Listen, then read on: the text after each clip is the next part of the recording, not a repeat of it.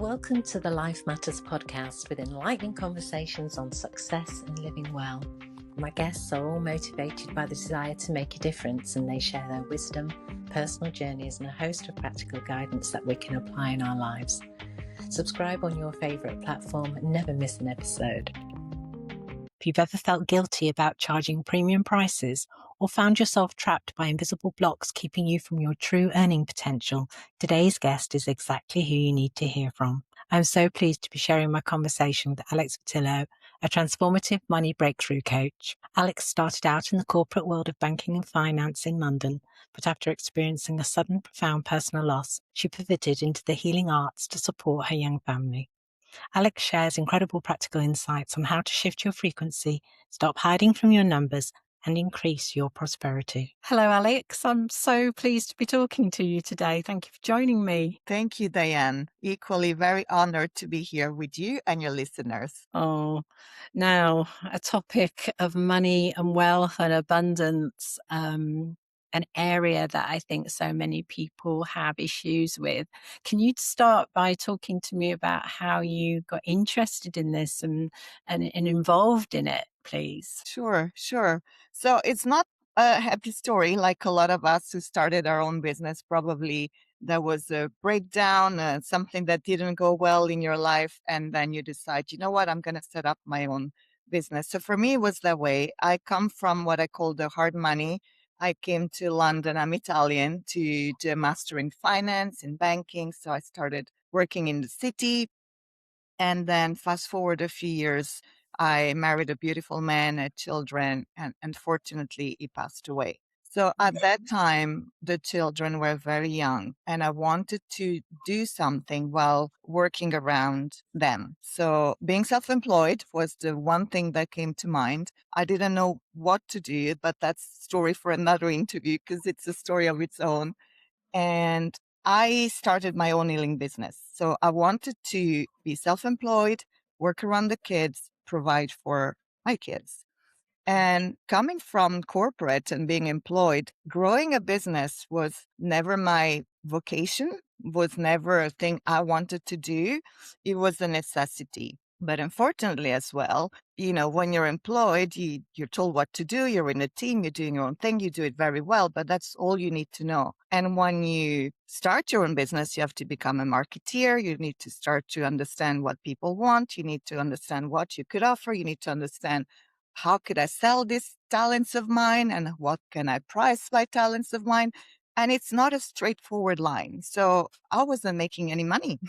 So I was coming from the hard money, transitioned into the healing arts. That's what I wanted to do to support my children. And I found something I was really passionate about, but the money wasn't there. And thank the goddess, I want to say I always believed in the power of coaching. So I had two options: go back to employment or do something different. So I hired my money breakthrough coach, and I found this really powerful way of growing a business without me having to understand all the different pillars of the business. Just do what the money breakthrough coach tells you to do.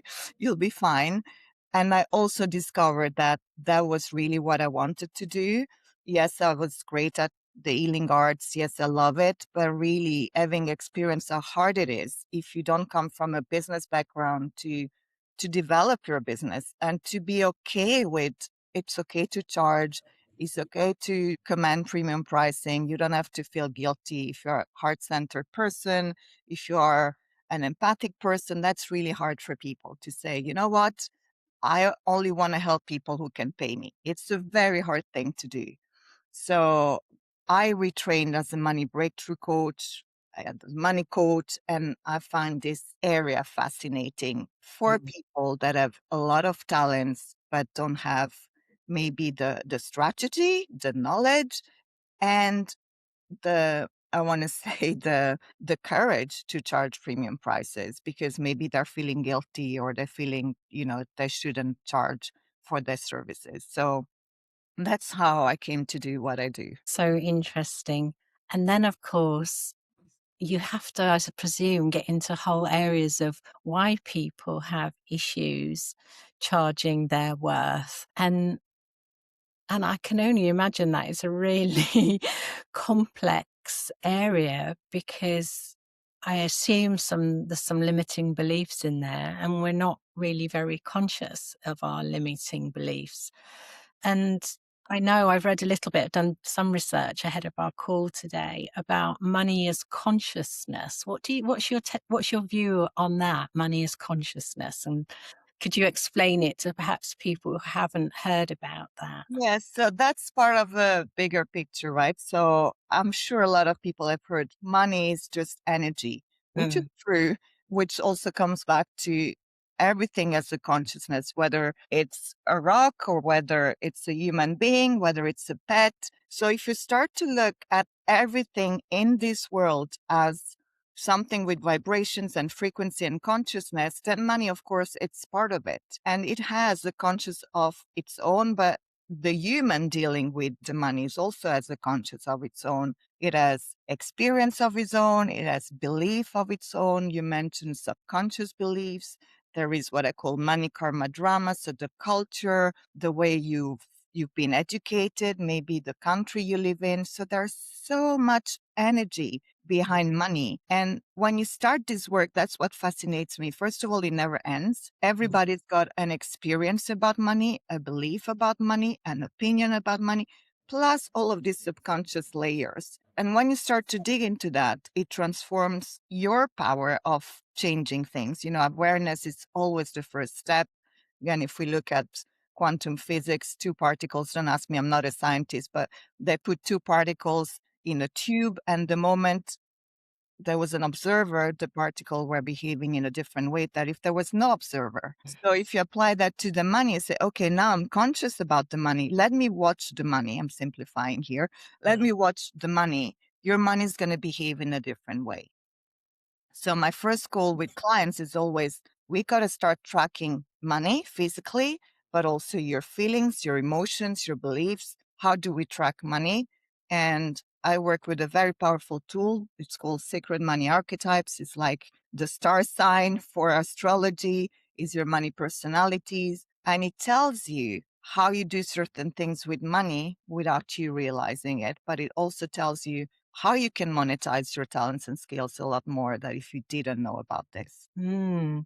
Now, I was planning on getting into archetypes a little bit later, but now you've mentioned them, I think it could be worth talking about them now. So, how many archetypes are there, and what are they? Are you able to talk to me about that a little So bit? I have eight archetypes. There are eight archetypes, and some are they're not more powerful one than the other. It's just the way they interact within themselves. It's the top three is where we focus on to see what are really your strengths, what are really your gifts, what are really your money purpose, what are your pitfalls. Because like archetypes, like everything else, again, in this world, right, there is positive things and there is not so positive things. So knowing which one are your strengths and which one are not is going to determine how you do your business. So for instance, just to give you an idea, one of my top archetypes is a romantic. And you think, oh, what does it mean in business to be a romantic, right? It means I love connections with clients. I really love that. And this is why I offer one-to-one coaching. For me, it's an intimate relationship. When I coach clients on money, I get to know about their love stories. I get to know about their personality. I get to know where they want to go on holiday. Maybe somebody who is the Maverick, it's slightly different. It's going to focus on different things as opposed to the romantic. So it really gives you a GPS again about who you are, which is always the most important thing, is who you are and how you relate to people, situations, opportunities, and challenges as well. Could you talk to me about a bit more about the archetypes? So, for example, the Maverick. What are the strengths and the weaknesses of someone with the Maverick, or any archetype? I don't mind. You choose one. Okay, Uh, let's go with the Maverick. So first right. of all, you see, you've got a visual. It's this spark that ignites people, and it's Right. also somebody who really illuminates and risk. So the Maverick is going to be a little bit more bold in the things that they do. They're going to be very charismatic people. They're going to be quite flamboyant. It really is somebody who's going to take risks, somebody who's going to really pay attention to numbers, financial details. Well, the romantic, for instance, romantic again, I'm very generous. I really focus on what money can buy. So it's almost the opposite of the Maverick. And for a romantic is they tend to put their heads, this was challenging for me. Let's forget about the numbers and, money comes in and going out. Let's forget about it. Well, the Maverick is going to pay attention to it, but maybe it's going to gamble a little bit more. So it's about understanding, is this gamble worthwhile, or is this, something that we need to pay attention to? So again, it's about recognizing how they play within yourself so that you're not first of all questioning yourself all the time. It gives you really a very clear, almost priority list. People say, shall I do videos, or shall I do this? Shall I go on this platform? Shall I go on that platform? And knowing your archetypes is going to give you a clear indication of maybe videos is not for you, but networking is for you. For me, the other archetype is celebrity. So this is personal stories I can share very well. I used to have a studio in London at the Light Center. Maybe some of you are familiar with the Light Center. I had the therapy room and I was seeing client one-on-one. And at some point before COVID, I decided that going into a studio wasn't the thing for me. I wanted to take the business online. So what was left to take the business online? A lot of networking, a lot of videos. And I'm the shyest person you can ever meet. I know people don't believe that, but I am. So the idea of going live on a video, or I was terrified. I was really not good on video. And I didn't know about my archetypes. And then when I hired my coach, part of the things was, okay, let's find out your archetype. So I had romantic, I had ruler, which is about creating what I call a queendom for others, and the celebrity, which is again about shining on stage. And I thought, you know what? These archetypes is turned off in me because I'm so shy I can't do it. Why don't I turn it on? Because that's the point of the archetypes. And so that really helped me to say, you know what? It is within you to be this person that's going to be magnetic on stage. You got to turn it on. And for me, the archetypes give you that power. I see them almost as big, I don't know, pillars behind me or bodyguard behind me, and you lean back and they've got your back. And so I thought, let me switch on the celebrity archetype and job done. That transformed my online experience, I want to say. And that's when I had people start reaching out saying, I saw you on video, I want to work with you. You're so magnetic. I wasn't at first. It's really the archetype. Boom. It's like turning that light on, we're performing, we're here, let's go. So that's a very, very personal experience that I can share from. Yeah. Very helpful. And so what I'm hearing as well is that you're not generally, a person isn't a pure archetype of one kind, that you're a mix of two, or did you say three? Mostly Yes. three. Yes. And I guess actually, just as you've highlighted, understanding that there's one there that isn't switched on can make a huge difference in your life. And on the other thing I'm also thinking is couples.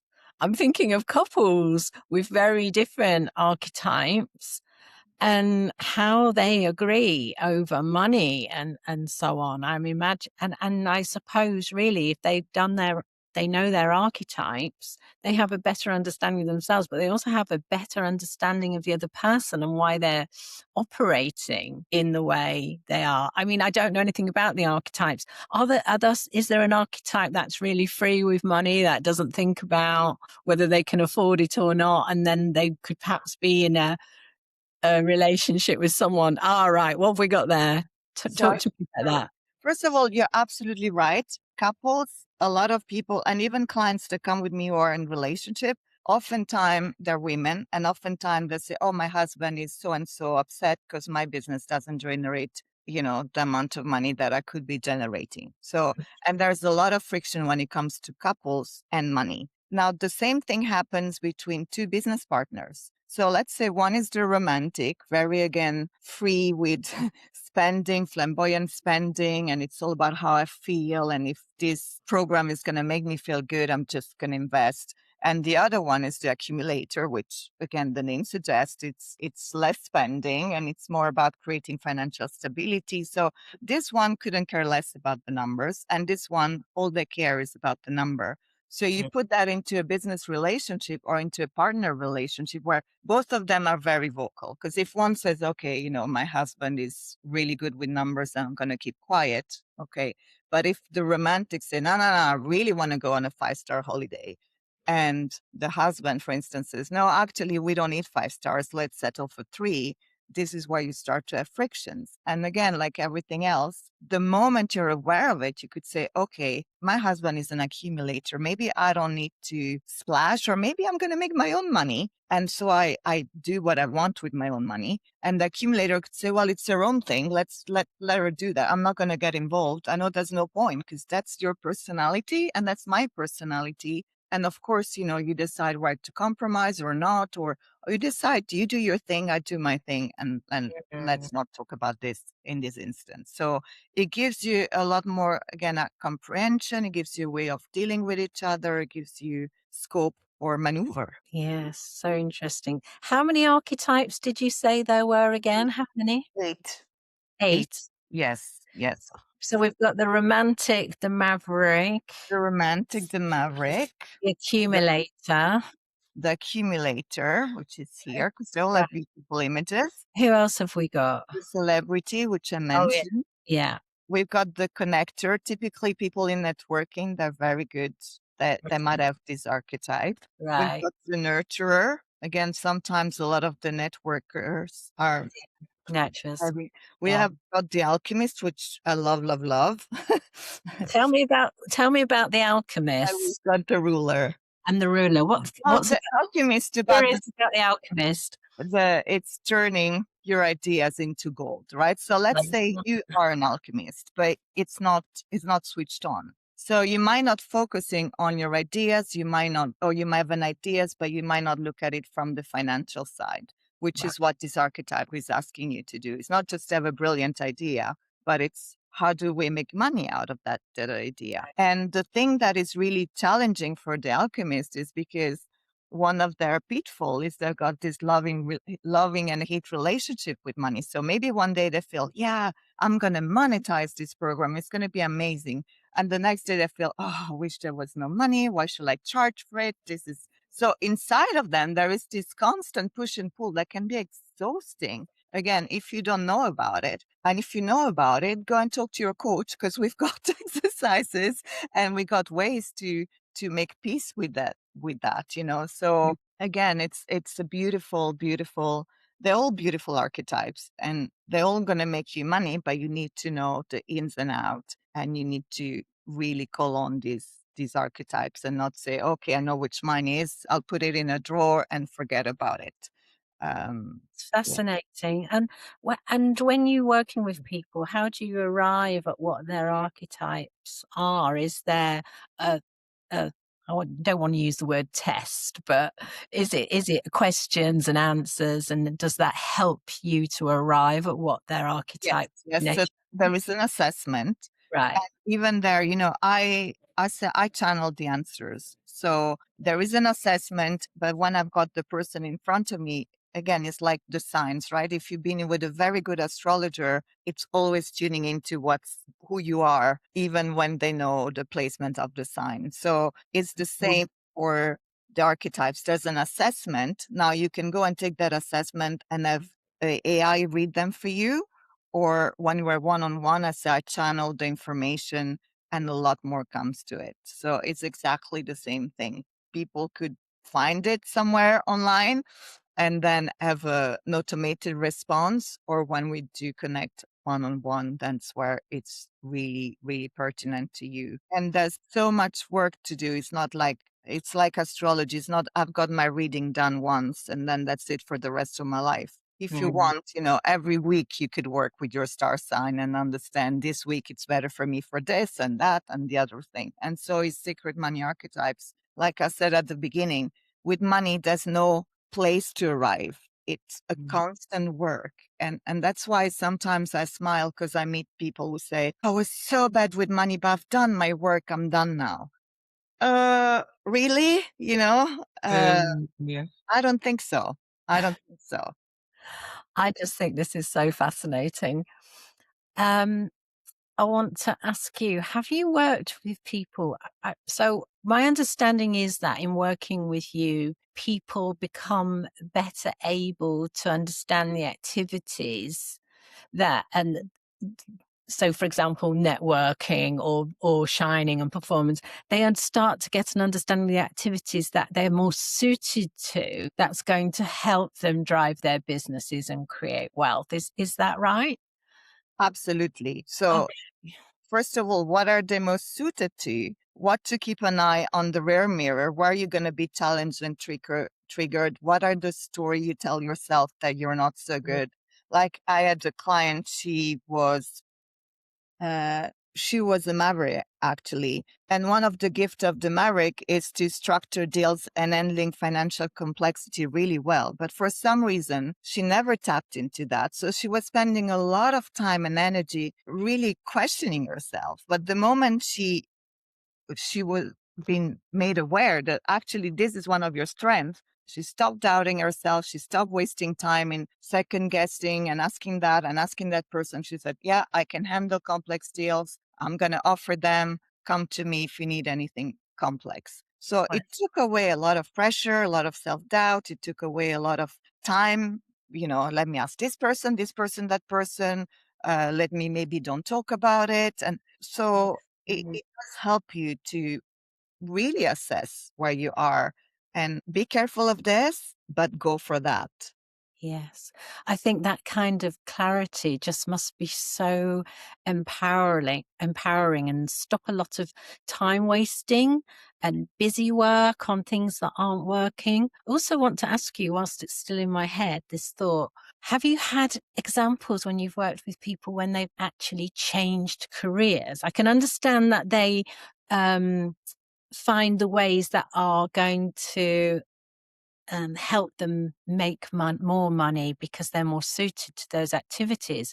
But have you had people who've actually changed and gone off and done something completely different as a result of working with you? You have? I did, and that's going to shock everybody because I was working with a beautiful, beautiful, beautiful solo parent who was coming from employment and was retraining as a coach specifically for people with addiction. So fantastic thing, right?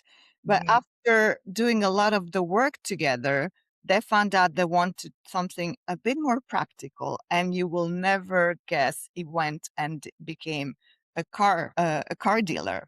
Because for him, he knew that there was a lot of, all these people trying, the icky feeling when we talk about bad sales, typically who do we think about?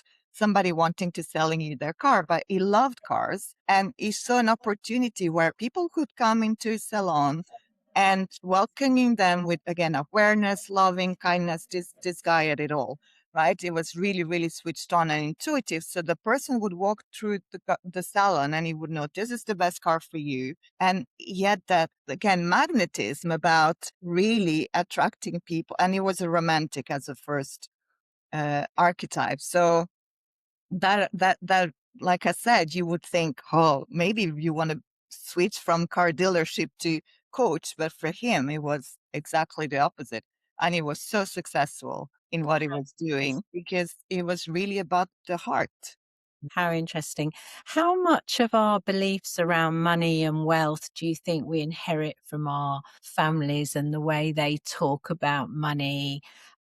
So, for example, maybe there's somebody in your family circle who has this really strong belief that people who are wealthy aren't very nice. There is that association sometimes that they've stepped on lots of people and been completely ruthless to make money. These sorts of things must also get in the way for people. Is that the case, would you say? 110%, 110% from your family. I was going to say another 110% from your ancestors. If you want to dig a little deeper, And then there's also the culture, I know we always talk about men and women, but there's a reason for that, because women were not allowed to open a bank account until the first, I think it was 1926, something like that. Women could not, just own money and work and be paid. In some countries, it's still like this. So obviously, when you come from a generation of women who were never given money and were never told, do what you want with it and grow the money and invest, it's in your DNAs. And again, quantum genetic tells us that for 8 generations, we carry the DNA of our ancestors. So whether you know it or not, if your grandparents and your grandmother for sure will never have handled money, it's in your genes, literally in your genes. So you need to do a lot of conscious work to change that. And for me, the biggest motivation is I have a daughter. It ends with me. All the work I can do, I'm going to do because I want her to be different from me. And she's going to have to do some of the work for the future generation. Because like I said, it's going to go down for 8 generations. So the more we can do consciously and say, I'm constantly going to keep an eye. I don't say work with a money coach for the rest of your life, but have spurs where you work with the money coach and then stop and then start again and stop. But don't say, oh, I've done my money work and now I'm done, because it never, ever, ever ends. And I also want to say, Diane, if I can, make a call, is we're talking to entrepreneurs. And for me, that's when I started this work. Even though I was in finance and the money, I never questioned myself about money. I never really looked at the energy of money or the consciousness of money. It was through this work, but still I would have passed my belief down to my children. So if somebody here listened to this and say, okay, maybe you don't need it as much because you got a fat check landing at the in your bank account at the end of the month, but still do a little bit of work to understand what is the energy about money? How are you influencing it? Because it's going to pay for your children. Also, I think in anybody's working lifetime, there's going to be peaks and troughs of prosperity, and then there'll be, curveballs come along. No one escapes life's curveballs, and circumstances can change very quickly for people. I think it's interesting that, can't remember what the stat is, you're probably familiar, that lottery winners, within quite a short space of time, I think might even be 5 years, have returned I can't remember what the percentage is, but a large percentage of them have returned to their original state of impoverishment or wealth after a huge lottery win, and don't seem to be able to hang on to that money. And I'm presuming this is all about their energy around it, their beliefs around deserving, all sorts of things, but so interesting. Absolutely. And that's why we call it the energetics of money. Because if you're not, it's like putting money in a bucket. If you're used to have a bucket this size and all you always put money in this size, and all of a sudden the money requires this bigger bucket, but you cannot carry this bigger bucket because your muscles haven't been trained to carry it. That's where, you're going to drop, drop, drop, drop. And then sooner or later you get to the same amount.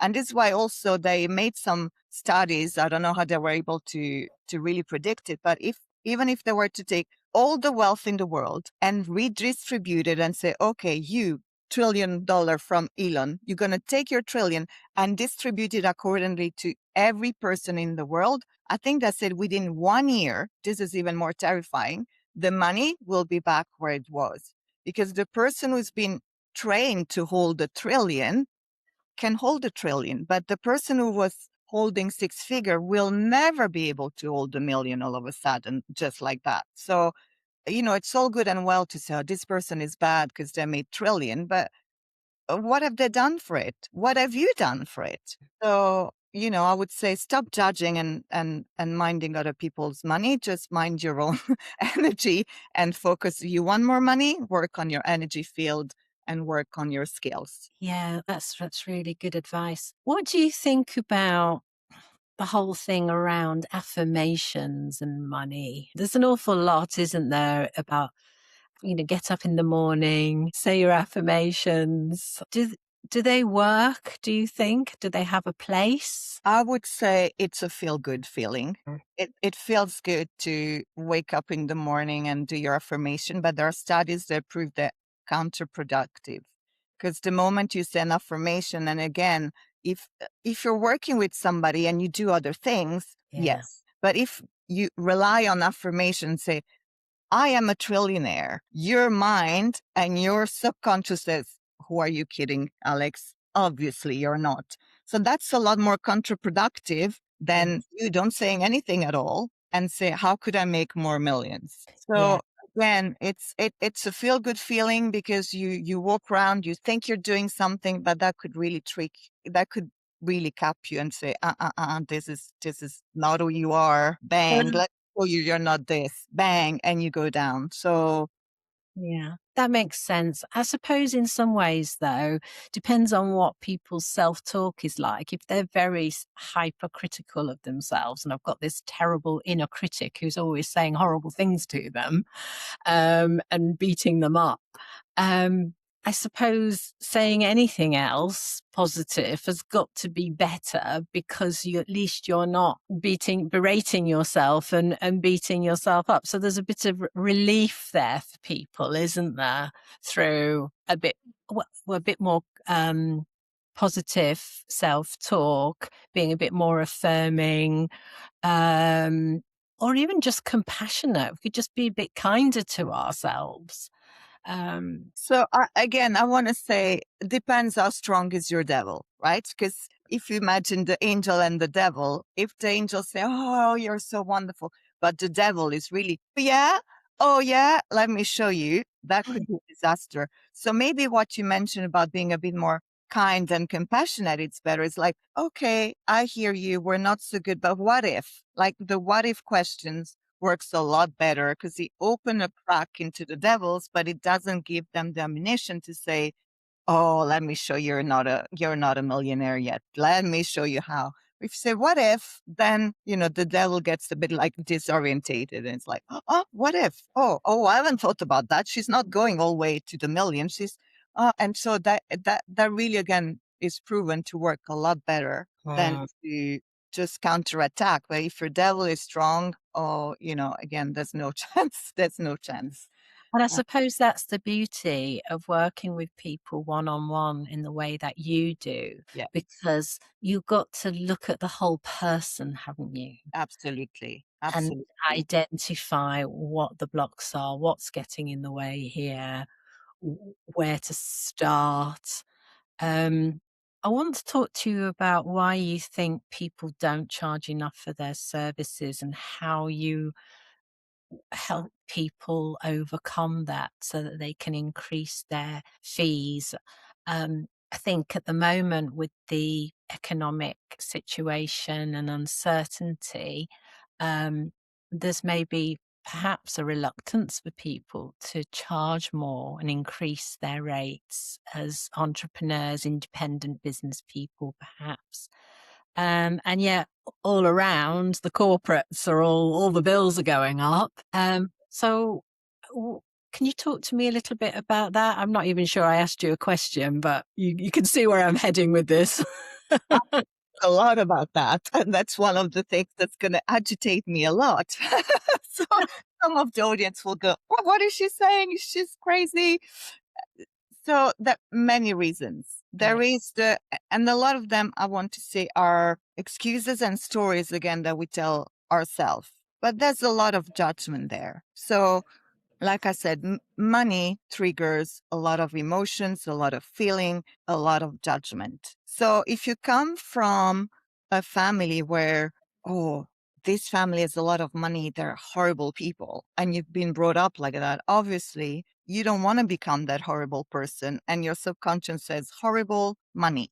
That's the first thing. The other things, I look at some statistics, it was horrifying. Apparently by the time a person is 18 years old, and this was a few years ago in a book, people are shown on TV show, on movies, that a rich person is a murderer at least 10,000 times. So by the time you're 18, you watch at least 10,000 times a rich person commit murder, let alone being the bad guy. You've seen a lot of movies as well where, oh, she was so nice, but she was poor, and the boss was so rich and they were horrible. Like The Devils Wear Prada, it's the latest movies I went to see, right? So the one making money is horrible, and the one being so kind is. So that, again, this is conditioning, really brainwashing. And then when you brought with this conditioning, I have a lot of clients that say, oh, I don't want to get to 1 million. I want to work with normal people. But, for you, normal is maybe 6 figures. For Elon Musk, normal is 1 billion. So why do why do you limit yourself to normal? What does it even mean? Or I want to help everybody. Yeah, but if you stay poor, you cannot help many more people. So again, we've got all these stories of, to be a good person, you need to limit the amount of money you're making, Mm. or you're a con person, or and that's the thing that people are going to find really triggering, is if you don't like to buy from people, if you don't like to pay people, people will not buy from you. So again, it goes both ways, right? It's like, oh, I don't want to charge a lot, but I'm not going to pay you a lot either. So are you making the money going round, or are you just holding to your money thinking you're a good person because you're charging 1,000 instead of 100,000? Charge 100,000 and give 50,000 away. That would be a much better deal. People are still horrified, and I have to say this for entrepreneurs, hear me out. If somebody sells you something, a lot of entrepreneurs go, oh, we didn't even connect. It's the first message. How did she dare sell to me? Why not? Why not? Right? What's wrong? We're in business. You're in business. Diane, do you want to buy money breakthrough coaching? Yes or no? I don't need to tell you how beautiful you are. How many years have you been in business? What can I do? No, you want it, get it. You don't need it, don't get it. If I need a pet sitter, I don't want the pet sitter to ask me 100 times how long have I had my cats, or no, just say, I'm a pet sitter, Alex. I'm available. These are my rates. Do you need me? Actually, I do. Thank you for showing up in my feed. So we really need to start stopping telling stories about, oh, the world is selling us something.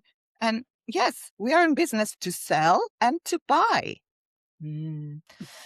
Interesting what you're saying about, what's normal to people, which makes me think of the question they talk about as being the average of the 5 people we spend most time with. I don't know if I even believe that, but it's something that's bandied around. But do you think the company that we keep makes a difference in terms of our wealth? Absolutely. Right. Absolutely. Because it's like, again, I'm in a lot of networking. And even though I love networking again is to offer your service, but it's not to give general advice. So when somebody show up in the network and say, ladies, what do I need to do to up my prices? I've got a whole structure and steps and mindset work and practical work and strategy work that I studied for a long time. So to ask somebody who is a pet sitter, what do they need to do to up their price? Again, it's just like putting a plug, a little bit of a plaster, but if there is something underneath. So, and this is what people don't understand. They think, well, you know what?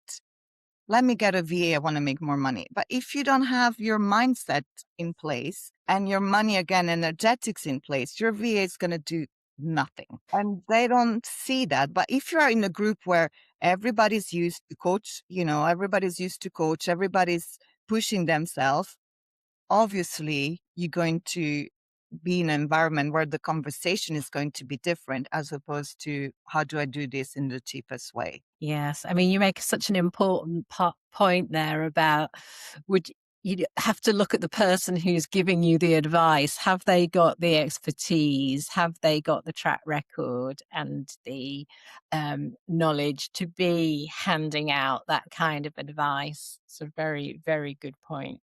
Yeah. I came across something that you'd written about healing a couple of things. Your frequency is your income, which I think sounds fascinating. And again, it gets into the energy piece. And healing your relationship with money. Would you mind talking to me about either of those? Perhaps Sure. frequency is your income. I like that. That sounds intriguing. Yes, so that's what we were saying a bit at the beginning about when people tell you, okay, money's energy, and it's the lottery ticket again. If you win the lottery, but you cannot hold that bucket, and as human being, we have a frequency, we have an energy, we have an aura, we have a vibe, and you attract what you are. You don't attract who you want, you attract what you are. That's why I was saying, if you want to make more money, just pay people with a lot more ease and grace. If you want to sell something, go and buy something of an equal amount, if not higher, because you need to know how it feels to trust another human being with your money and say, I'm going to part with my money to buy this service. And then someone else, how it feels, how all the emotions that you've been through. I had the clients that she said, I never spent so much money on coaching. I was terrified. But guess what? She was then able to charge that amount because she knew it was terrifying. So when the next client came along and said, I want to coach with you, I'm terrified. She said, I know how it feels, right? I know. So you can handle, you can really, again, empathize with your clients. You know what it feels. You can be there and they trust you, as opposed to you not having the experience and thinking, oh, why is she not paying me? Well, because you wouldn't pay another human being Mm, for a service, right? So there's a lot of that. And it shows up in our frequencies. Einstein was talking about frequencies. Um, Tesla was talking about frequencies. It's all about finding out where your frequency are. And then you can attract things in your own, I'm going to say, in your own field, in your own reality, because we could be living in the same city. But if you think, oh, the world is an abundant place, and you invest in yourself, and like I said, you've got no qualm about paying your bills, your tax, and yeah. you're going to see the world as an opportunity. But if I go around thinking, oh, the electricity company, I wish, they're they steal my money, and this person, she's charging 10,000 for a program. Who does she think she is? This is ridiculous. Then all I'm going to say around me is people with no money, people who not afford my services. Well, if I'm used again to network at a very exclusive membership where already you're going to see people with money all around you, but you made that reality. Someone else is probably not seeing that reality. So that's what I mean by your frequencies, your income. Again, it's about being comfortable in saying, come and work with me. It's going to be 350,000. Yeah.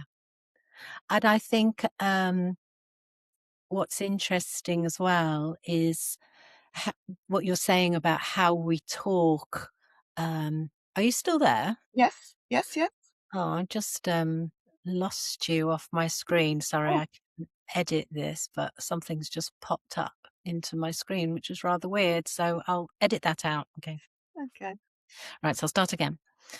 I think what you're saying is very interesting. Is about the way we talk as well. Our words have power, don't they? If we're complaining, I work very hard not to complain. And if I feel myself about to complain, I try to catch myself. And I really don't like to join in to a group of people who are complaining. And also the other thing I wanted to say was is this why gratitude is so important? This thankfulness, because it's a feeling, isn't it? And it's a frequency, it's an energy. And Absolutely. then the other thing that I've also read a lot about is how much money people tithe and give away as a means of, this circulation of abundance.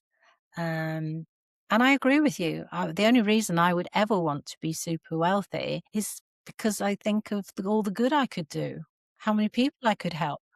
Absolutely. So I study Kabbalah, but even in other spiritual environment, 10% generally is a good number to tithe. So everything that you make after your expensive, you take 10%, no questions asked, and you give it to. So this is a little bit, if you want to go a layer deeper, is be mindful where you tie your money, because that's also going to affect you. So you could say, yeah, I'm just going to leave it as that. Just be mindful to whom you tithe, where you tithe, Because if you take 10% and you give it to an arm dealer, that's not going to work No. in favor in the No, cosmic and spiritual law of the universe. So I'm going to leave that with you.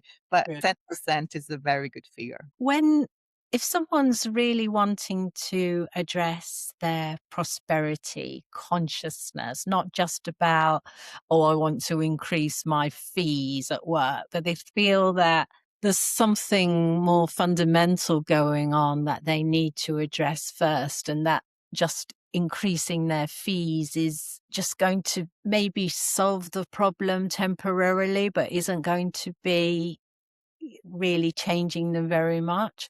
How would you encourage people to start looking at their prosperity? Would it be by starting with the wealth archetypes? So my answer would be come and work with me, right? That would be the cheeky answer. I think find what works for you. So for me, I always believed in coaching. I always wanted to do things with a coach, so much so that even in other areas of my life, I have a personal trainer. And in terms of gratitude and awareness, there isn't one personal training session that I do where I don't tell my personal trainer, I'm so grateful you're here. And my personal trainer says, you could do this alone. And I know I can do this alone, but to have my personal trainer say, you can do this, Alex, well done. Let's push it. To me makes the whole difference. And again, I rather pay for the personal trainer and have that encouragement, that gratitude of that's another human. It's more fun. That there's no question about that. So if you like to, if you're like that for other areas of your life, then I would say even for prosperity, work with a coach. If you're somebody who enjoy books, find the book that works for you. And there's no point in me saying, read this book and that book and the other book, because it's so personal. If you Yeah. like to watch YouTube videos, just start with that. But if you really want to do the work, find a person that has, familiarity with this, that's going to channel you through the quickest path. At the end of the day, is the quickest path. The work you can do one-on-one, again, assuming that the person is competent, right? If the coach is not competent, then forget about it. But if the coach is competent, there's nothing you can do on your own that will match what you can do with a coach. Again, for me, it's the law of the universe. Two people looking at one thing, it's different that you alone looking at one thing. It's Oh, absolutely. Because we don't see our blind spots, do we? absolutely, absolutely. Yes. And the sacred money archetypes, to answer your question, yes, it's definitely the one place to start. Okay. And what about practically? I mean, people, if we talk about money having energy, people now, we use our phones to spend money. Do you think in some ways we've lost touch with the value of money by not having physical currency, exchanging it with another human being? Do you think there's something to be said for carrying cash and using cash more? I like cash myself because Right. I like, again, I like a physical representation. Yeah. Some people have, again, it depends on the person. Some people have virtual relationships. Now I found out that there is a woman who has, don't ask me, my kids know, who has a boyfriend who is online and all she does is this online boyfriend. For her, that works, right? For me, I still prefer a man in the flesh. So I would say depends on your priority, but there is a little bit of you're more removed if you never held a piece of paper or a coin in your pocket and really feeling the excitement, even at seeing a pile of cash. I find that fascinating, right? And you can look at your bank account in crypto, and my mind, maybe because I'm old school, I can't really figure out what this crypto value is and go and shop crypto into, the Facebook and the stuff. So I think there's a little bit of generational gap, but seeing the physical to me still is gonna beat every other things, just seeing, touching, smelling it, it's gonna be different than just looking at a number on a screen. Yes, and we've talked about having an abundance mindset in terms of the generosity and spending money with other people or the exchange of goods and services. At the same time, tracking our spending presumably is also very important. and knowing the numbers that Yes. and that's much harder, isn't it, with everything being online, and you know, you need to have a discipline, I suppose, to go and look at your spending and track it. And because I suppose you could see, oh my gosh, I didn't realize I'm spending £60 a month on takeaway coffees. Yes. Nothing it's I don't want to say nothing it's easy, but everything requires awareness, dedication, commitment, whatever you do in life, whether it's a relationship with your spouse, your kids, your pets, your garden, a tree, right? You want to grow a tree, you got to invest in your tree. You got to dig, put the seed, nurture it. And with money, we talked about healing your relationship with money is if we're not taught that to love our money, because it does helps us, and everybody needs to find their own love, right? Why do you have this relationship? What does money do for you? What do you do for the money? So it's a two-way street. It's not just the money serving you. You need to look after the money. You need to be valuing the money. You need to be appreciating the money. You need to have certain rules in place, right? And one of the rules is money loves speed. So again, why opportunities come and go? Because money loves speed. You don't take this opportunity, you lost it. And I was listening to Tony Robbins that just had an event last week, where he said, every opportunity I had in life, I took it. They didn't all resulted in, something magical, but he said, at least I have no regrets. Every Yes. opportunity. And he said, once I put my eyes on an opportunity, I never let it sleep. It's not like just, okay, investing in a new program, for instance, that's your opportunity, but then you do nothing with it. It doesn't work like that. So there are certain rules that if you know them, it's going to help you. And one of them is to pay attention to money, because if you don't pay attention, whatever that means to you, it's just going to come and it's going to go. And I have a lot of clients after we worked for a certain period together. So one of the things that we do is to grow their money. But they still come to a call saying, I say, what happened this week? Oh, nothing. Then, oh, I forgot to tell you, this paid me. I sold this. I sold the other thing, right? So the moment they realize, oh, that's what we discussed and put in place last week, it really worked. But until they came to the call, they didn't realize that the work we done last week has generated money. And so if you sleep it, if you're not on that call with me and today you think, oh, I didn't generate money.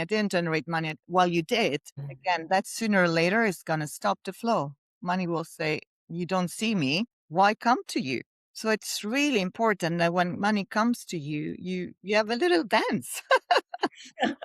That is so interesting. And that whole thing about keeping it front of mind, and nurturing it, looking after it, as you say, but more than just saving, it's a different energy, isn't it? It's not hoarding and saving. It's paying attention. Yes. Quite different. Yes. Oh my gosh, this is so interesting. I could talk to you for ages. And I'm aware that we've been talking for quite a long time. So if people want to find out more about your work, Alex, what's the best way to connect with you, please? They can reach out by email, alex@breathingheart.co.uk. That's the best way, or on social. That's also, they'll see me on social. I'm everywhere. So just come and find me on socials, send me a DM. And I want to say, people might feel a little bit intimidated at first and say, I've not been good with money. I should know better. And none of that is true. You are where you are. We start where you're at. There's never judgment on my part. There's never, you should have done this and not that. It's just, where are you and where do you want to go? And once we know where you want to go, that's, half of the game planned. And then we work together towards achieving that plan. Oh, I think you're amazing. And yes, I think people will be very lucky to work with you. Thank you.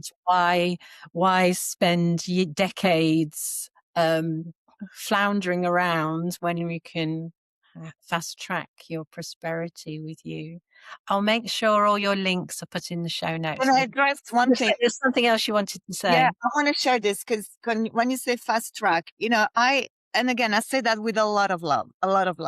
But some people come and see me and say, oh, Alex, yes, this is what I want to achieve. This is where I'm at. And I say, perfect, let's get you there. Some people are going to say, in 6 months' time. Right. Yes. And my question is, again, with a lot of love, let me tell you by experience that nothing's going to happen to you in 6 months' time unless you do this work. So a lot of people are sitting what I call on the pot of gold. You've got the skills, you're an amazing entrepreneur, chances are, but you don't have the money. Breakthrough coaching, right?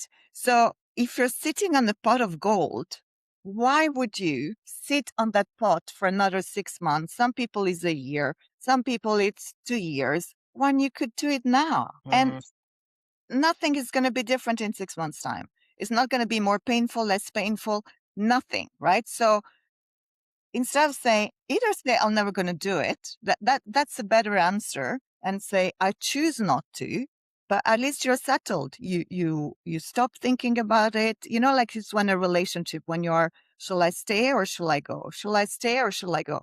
And then maybe you stay in a relationship for a year. I can speak by experience, by the way, right? And you think, what has changed in a year? I wasted time, literally. I stayed in a relationship for a year where I could have been with someone else a lot quicker or have peace of mind a lot quicker. So it's the same with money. If you don't want to do it anymore, that's great. But if you stay in that, shall I stay or shall I go? You're just wasting your time. Yes, it's exhausting. It's exhausting. And this is what I call money leaks, because your mind somehow is neither here or there. And you start thinking, oh, I would like more, but you don't take the steps. It's like stop, start, and it's not good. No. So either do it now or say to yourself, I'm not going to do it, and just accept it. Yes. At least make a decision one way or the other. Correct. As with anything in life, important. Well, time is everything. I've got my little Loki card. I'm a Marvel fan. Time is everything. It's been an absolute joy to speak to you. Thank you, Alex. Thank you, Diane. Thank you.